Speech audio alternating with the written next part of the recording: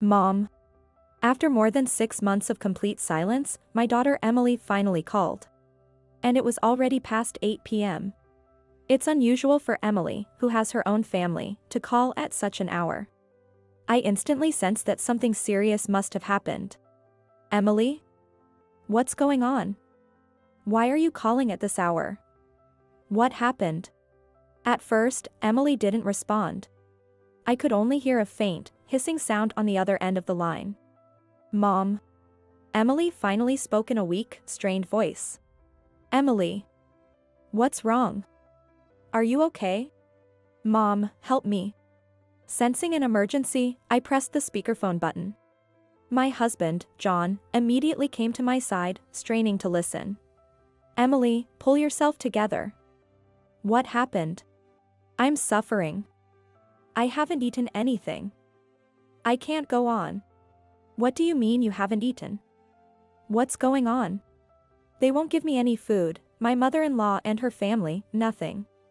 Images of Emily crawling on the floor, desperately reaching out for help, flashed through my mind. Emily's in danger. John shouted, grabbing the car keys and heading for the door. I'm coming to get you right now. I yelled into the phone, then hurriedly followed my husband. My name is Susan, and I'm 70 years old. Currently, my husband and I run a sushi restaurant together. John trained at a famous sushi restaurant when he was young, earning a reputation for his skills. We met through a family introduction and got married, after which John opened his own restaurant. John's skills, combined with his charming personality and straightforward manner, have won us many regular customers. I've been helping at the restaurant for almost 30 years now, but lately, I've been feeling my age. Even a little movement causes pain in my back. John has suggested hiring some help, but I've been reluctant due to the cost and have continued to work as long as I can. Sometimes, John jokes, it would be nice if she were here to help us now. By she, he means our only daughter, Emily. She's already independent with her own family, so we can't ask her to come back and help with the restaurant. Emily currently lives an hour away by car in the next town with her husband, Mike, their son, Luke, and Mike's mother, Nancy.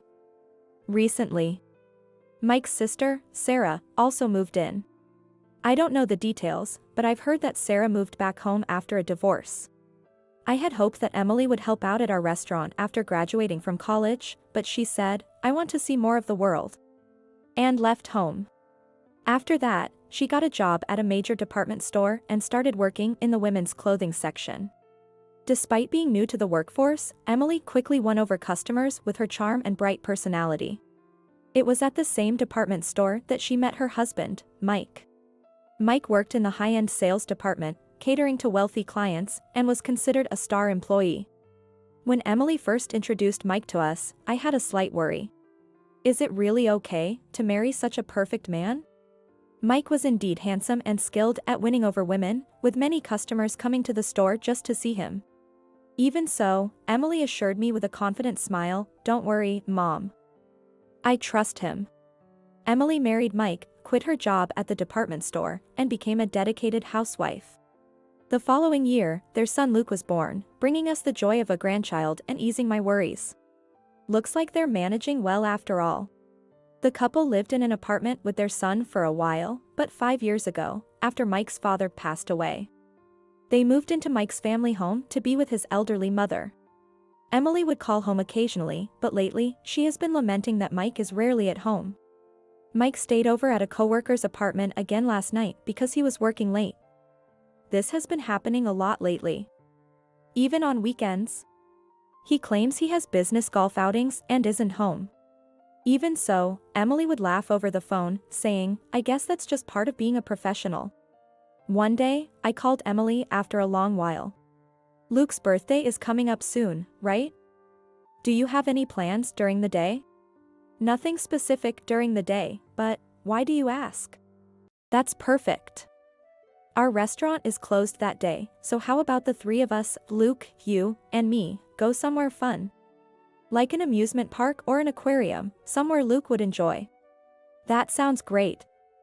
Recently, Mike has been so busy with work that he hardly comes home. So Luke hasn't been able to go out much and is getting bored.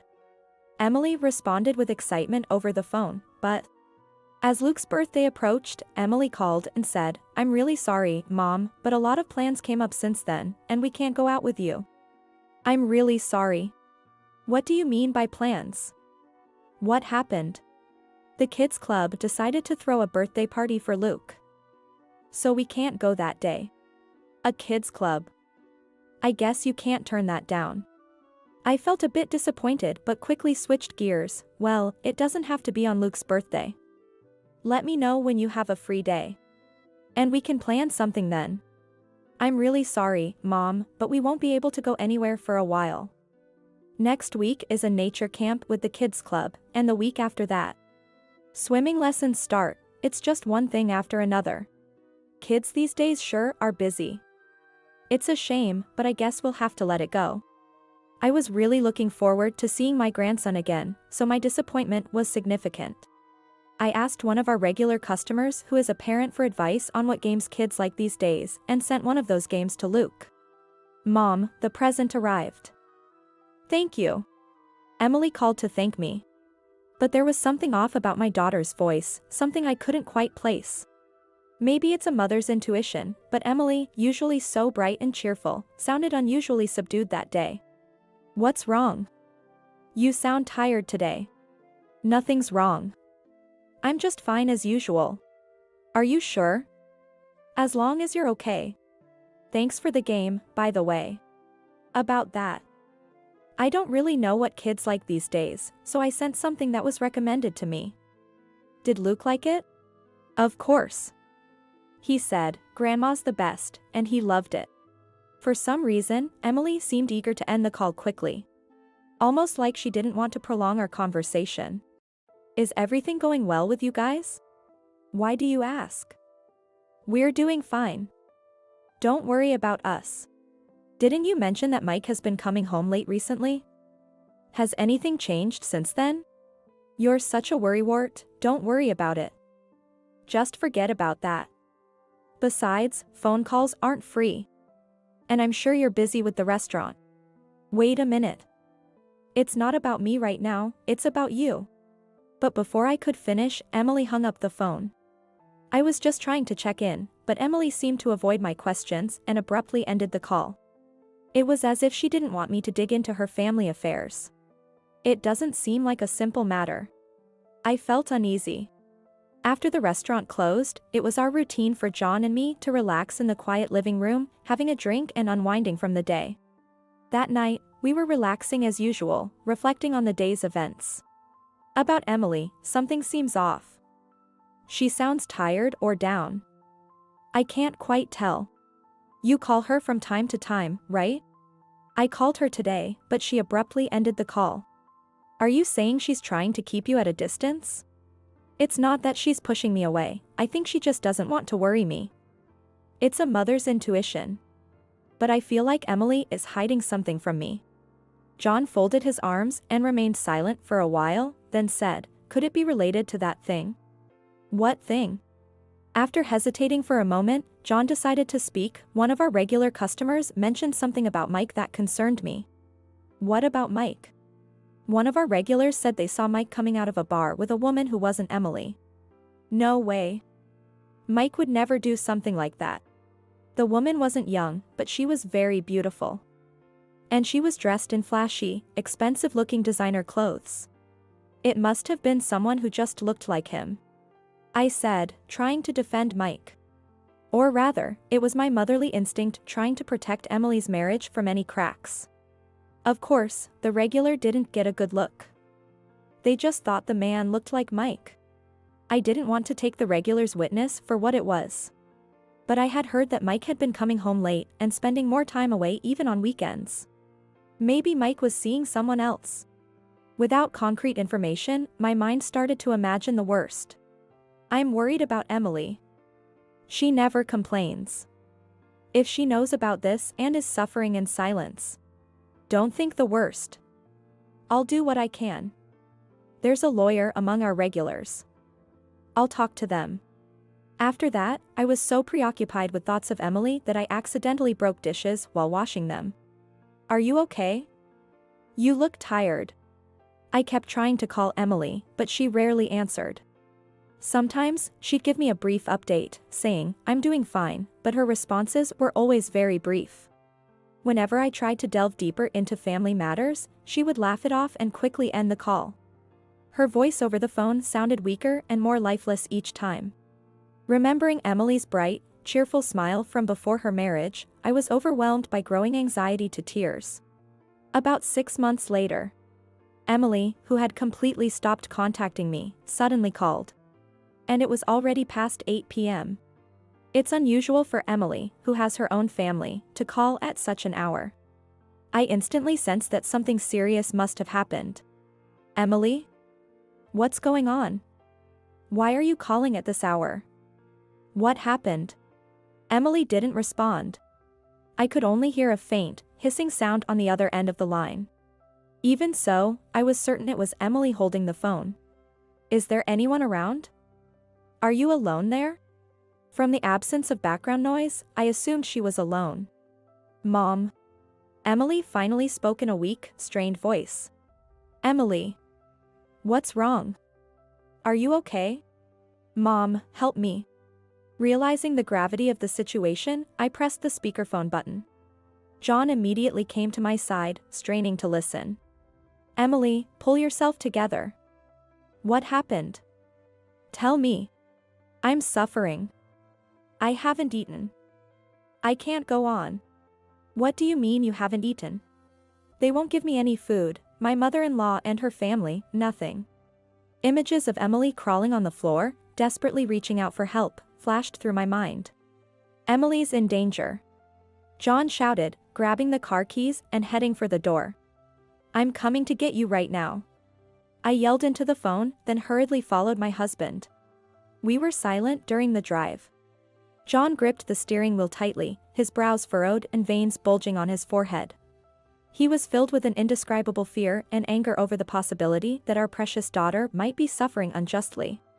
Looking in the mirror, I was sure I had the same expression as John. Holding back my tears and closing my eyes, I could see the innocent, childlike smile of young Emily. Remembering her as a pure-hearted girl who knew nothing of the world's evils, reaching out to John and me with her small hands to share happiness, made my chest tighten with frustration. Emily is asking for help.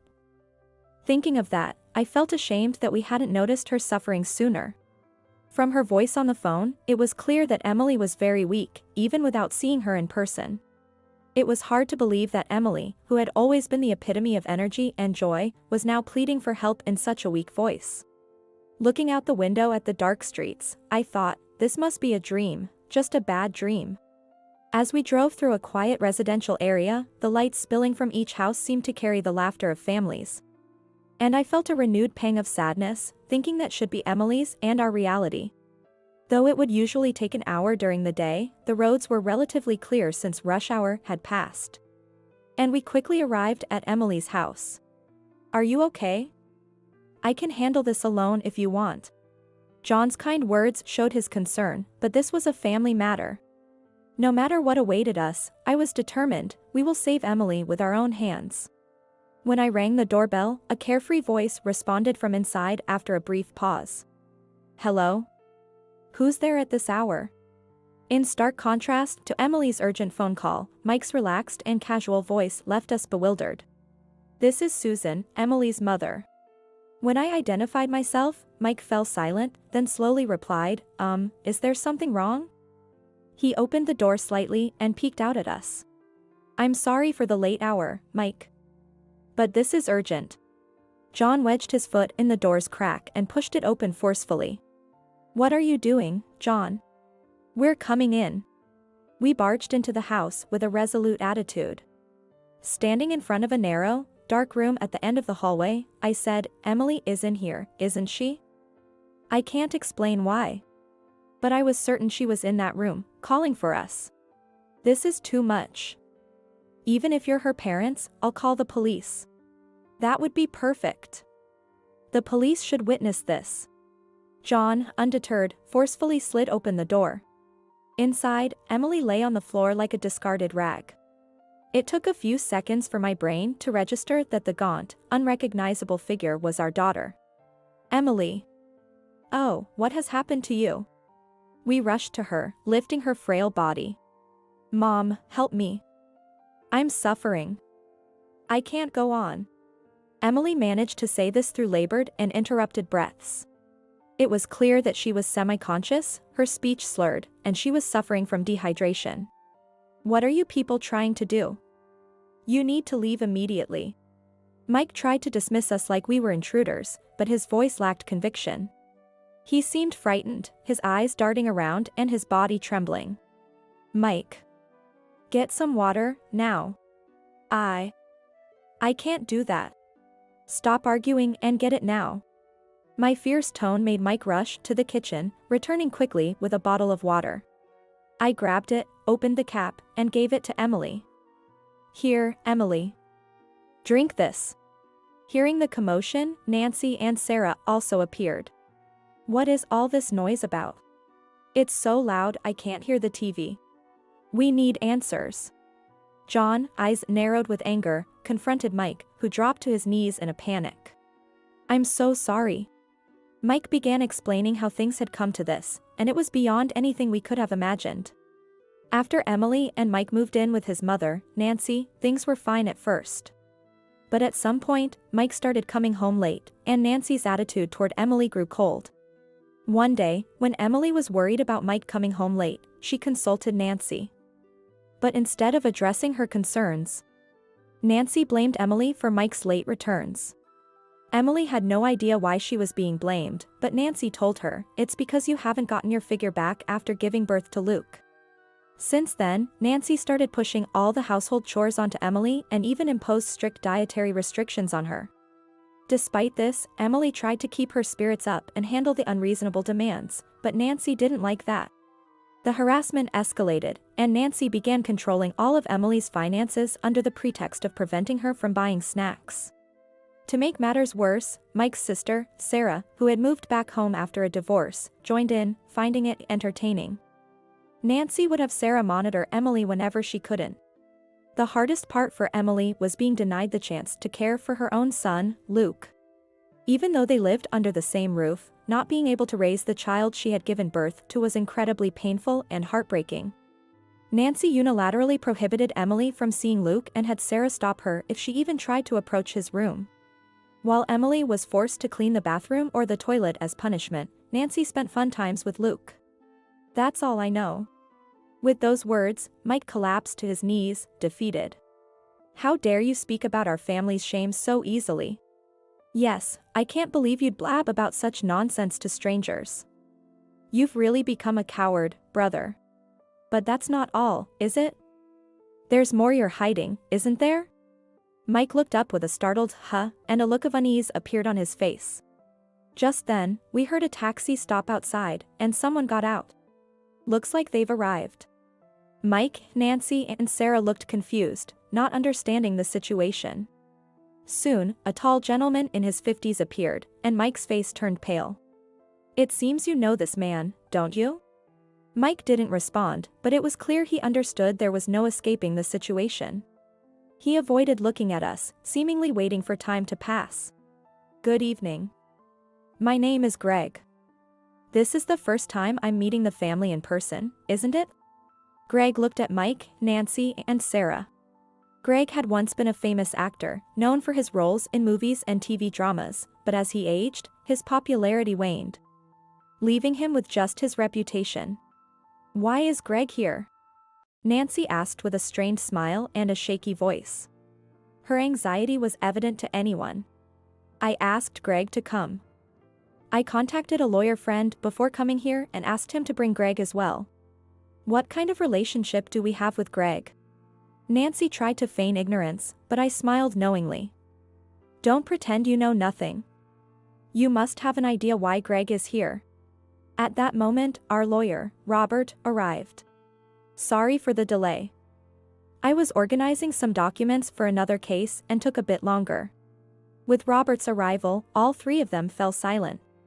In fact, I've been investigating Mike's activities for the past 6 months at Susan's request. As it turns out, Mike has been frequently meeting a woman. This woman is a wealthy client he handles at the department store. While investigating her, We uncovered even more shocking facts. The woman in question is my wife, Lily. Greg added in a calm voice. When Lily asked me for a divorce, I was surprised but also thought, "Ah, I see." She had been sneaking out often. Thanks to Robert, I understood everything. I wanted to hear directly from Mike about this, which is why I'm here. Mike stood up slowly, his voice weak as he began to confess everything. Like Robert mentioned, Lily and I met as a client and salesperson at the department store. Over the years, our relationship deepened. Initially, I saw it as just an affair, but when Lily got pregnant, we couldn't turn back. We planned to divorce our spouses and remarry. I'm deeply sorry. Mike knelt at Greg's feet, apologizing deeply. When I was a popular actor, Lily showered me with smiles, but as my career declined, she turned away. Meeting someone like you must have been irresistible for her. She's always wanted to have everything she desires. Greg chuckled weakly. Although Mike wanted a divorce from Emily, he couldn't easily ask because of the risk of alimony due to his affair. So he turned to his mother, Nancy, for help. At first, Nancy opposed her son's divorce, saying it would look bad, but when she found out the other woman was wealthy, she changed her attitude and actively supported it. Nancy thought that if Emily initiated the divorce instead of Mike, they wouldn't have to pay alimony.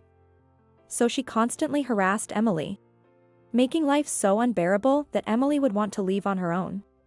I believed in you. Despite her dizziness, Emily stood up on her own 2 feet, and the frustration of being deceived by her in-laws surged up, causing her to cry out loudly. I believed that if I lost weight, you would come back to me. That's why I endured all the unreasonable demands from Nancy and Sarah. But it was all just a plot to drive me out. It's okay, now. You did nothing wrong. You don't have to force yourself anymore. I hugged my daughter tightly. It's true that I wanted to divorce Emily. But I never thought my mom and Sarah would treat her so horribly. Even I am shocked. Wait a minute. I was only helping you to get Emily out of the house for your sake. It's your fault for having an affair in the first place. Exactly. You've been turning a blind eye to what we've been doing this whole time, Mike. Don't act like you didn't know. As the 3 of them started blaming each other, I was left speechless, while Emily trembled and shouted, "Stop it already. If you want me out of this house so badly, then I'll leave." Well, that would be helpful. Don't be happy about it, Nancy. I'll never forgive you. Once I divorce Mike, I'll demand a hefty alimony from you. With that, Emily yelled, "Luke. Where are you? Come down here, we're going to live with Grandma and Grandpa from now on." Okay, I'm coming. Luke ran down the stairs from his room and hugged Emily. After that, Mike's affair with a client was exposed, and he was dismissed from the company for severely damaging the company's image. True to her word, Emily filed for divorce and demanded a large alimony from Mike. Having lost his job and being forced to pay alimony, Mike got into a huge argument with Nancy and Sarah, which ended with him having to sell their house. Emily's anger didn't stop there, she also demanded substantial compensation from Nancy and Sarah for the emotional and physical abuse she had endured. Despite the constant harassment, Emily had kept a detailed record of her experiences, which helped her case in court. Back at home, Emily gradually recovered physically and mentally, returning to her former cheerful self. There were still some issues with Mike and his family, but with the help of the skilled lawyer Robert, everything was resolved. Incidentally, I heard a rumor that Mike and Lily did have a child. After losing his job and home, Mike relied on Lily's financial support, but he lost the will to work and became increasingly disheveled. Moreover, with the elderly Nancy and the nagging Sarah tagging along, it became unbearable for the well-bred Lily, who eventually left with her child. I don't know what happened to them after Lily left, nor do I want to know. Well then, it's time for me to get back to work. With renewed determination, Emily began helping at the restaurant in place of me with my aching back. Emily, who had experience in customer service at a major department store, quickly became popular. And the restaurant soon had long lines of customers. With our new star employee, I have no regrets. I stopped working at the restaurant and spent my free time looking after Luke. Luke, who is about to enter middle school, declared at his elementary school graduation, "I want to be a cool sushi chef like Grandpa."